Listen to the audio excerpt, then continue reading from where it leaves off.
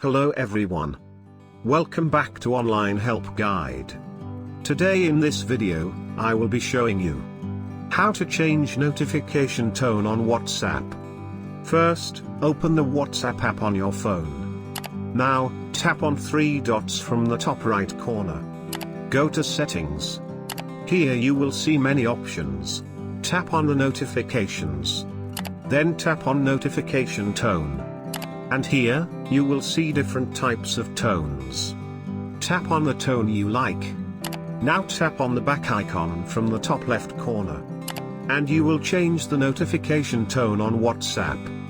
Thank you for watching Online Help Guide.